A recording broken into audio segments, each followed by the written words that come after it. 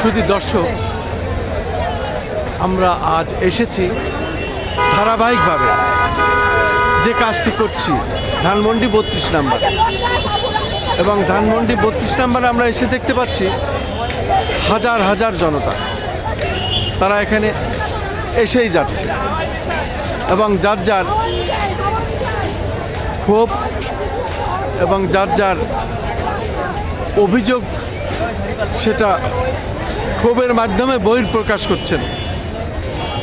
এবং আমরা দেখতে পাচ্ছি এই ধানমন্ডি 32 নম্বর এলাকাটি ভাঙাচুরো চলছে এবং যে যেখানে যেমনে পারে তারা তাদের সব কিছু যে এভাবে নিচ্ছে। পাশাপাশি আমরা আমাদের ধারাবাহিক কাজটি এখানে করে যাচ্ছি। আমি খন্দকার মাসুদুজ্জামান ধারাবাহিকভাবে আমি এই কাজটি সাধারণত করে যাচ্ছি এবং দেখানোর চেষ্টা করছি। তবে এখানে এসে দেখতে পাচ্ছি যারা গুম খুন হয়েছিল, যাদের স্বজন হারিয়েছিল, সেই সব লোকেরা এখানে এসেছেন। যেমন তার মধ্যে সেই পরিবারের আমরা একজন, আমার বাবা ভাইকে হত্যা করা হয়েছে, আমাদের 3টে ব্যবসা প্রতিষ্ঠান ভেঙে লুটপাট করা হয়েছে, বাড়িঘরদর লুটপাট, নগদ অর্থ লুটপাট, স্বর্ণালঙ্কার লুটপাট, এবং বাড়িঘরদরে থাকতে পারিনি, সেখান থেকে আমরা পালিয়ে ঢাকায় এসে আছি, কোনোরকম যান বাঁচিয়ে যাচ্ছি। পাশাপাশি আমরা দেখতে পাচ্ছি এই এলাকাতে এখন সেই সকল মানুষেরা এখানে এসেছেন সারা বাংলাদেশের যেসব জেলায় মানুষেরা আহত, লুটপাট এবং গুমের শিকার, খুনের শিকার, তারা এখানে এসেছেন। সেসব পরিবারের লোকজনও এখানে এসেছেন। আমরা দেখতে পাচ্ছি এমনই এই এলাকাটি এখন ধ্বংস এবং মানুষ আসছেন, প্রত্যেক মানুষই তার ক্ষোভের কথা বলছেন। আমিও আমার ক্ষোভের কথা এখানে এইভাবে বলেছি। আমি দেখতে পাচ্ছি হাজার হাজার মানুষ এখানে এইভাবে তারা তাদের ক্ষোভের কথা জানাচ্ছেন এবং আসছেন, নারী পুরুষ শিশু সম্মিলিতভাবে।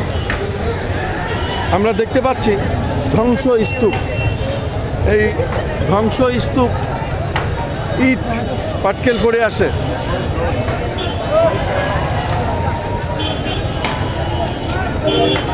আপনি কোথা থেকে এসেছেন? আমি ঢাকা থেকে এসেছি, বাড়ি বরিশাল। আমার আপনার বাড়ি বরিশাল। আপনি কি এই 32 নম্বরে কেন এসেছেন?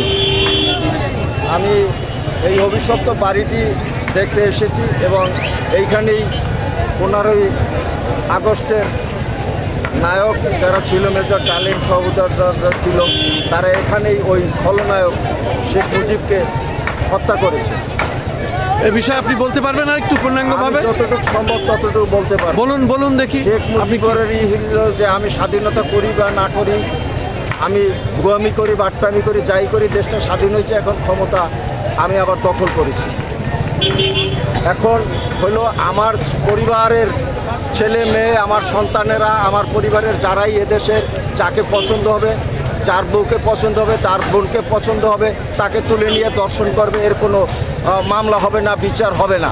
হ্যাঁ, তো ওই যে স্বাধীনতা অর্জনকারী যে মেজর ডালিম যা ছিল, এরা ছিল ওই সময় নায়ক। তারা চিন্তা করলো আর আমরা স্বাধীনতা অর্জন করলাম পাকিস্তানিদের হাত থেকে আমাদের মা বোনদের ইজ্জত রক্ষা করার জন্য। সেইখানে শেখ পরিবার এখন আমার স্ত্রী যাকে পছন্দ হবে, যার মেয়েকে পছন্দ হবে, তাকে তুলে নিয়ে দর্শন করবে, ইচ্ছা খুন হত্যা দর্শন করে ফেলে দিবে। এই জন্য স্বাধীনতা অর্জন করি না, আরেকটি স্বাধীনতা আর একবার প্রয়োজন। তাই 15ই আগস্ট সৃষ্টি করলেন ওকে হত্যার মাধ্যমে। তখনও এই জাতির টনক নড়ে নাই যে শেখ পরিবার কোথায় এই দেশকে নিয়ে যাবে। এই শেখ পরিবারের বীজ বেঁচে থাকলে সেই বীজ যে ওই পরিবারের রক্তধারার আলোকেই কাজ করবে সেটি বুঝতে পারে না। তাহলে আবার এই 15ই আগস্ট 24 ঘটনা, 5 আগস্ট ফেব্রুয়ারি ঘটনা, যাই হোক সবই উপরওয়ালার ইচ্ছা থেকেই হয়। এই পর্বে ওরা পাপ কর্ম করেছে আর পর্বে জাতি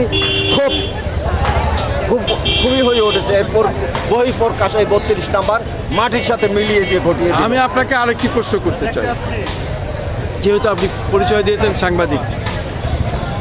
শেখ পরিবার সারা বাংলাদেশ নয়, সারা পৃথিবীতে তাদের একটা পরিচিতি অর্জন হয়েছিল। বিশেষ করে শেখ রেহানার মেয়ে টিলু, সে বাইরের দেশে আন্তর্জাতিকভাবে খ্যাতি অর্জন করেছিল, মন্ত্রী হয়েছিল, এবং এই পরিবারের নাতি পুতি ছেলে সন্তান যে যেখানে ছিল প্রত্যেকেই ক্ষমতায় এমপি মন্ত্রী হয়েছিল, কিন্তু তারা প্রত্যেকেই দুর্নীতিবাজ।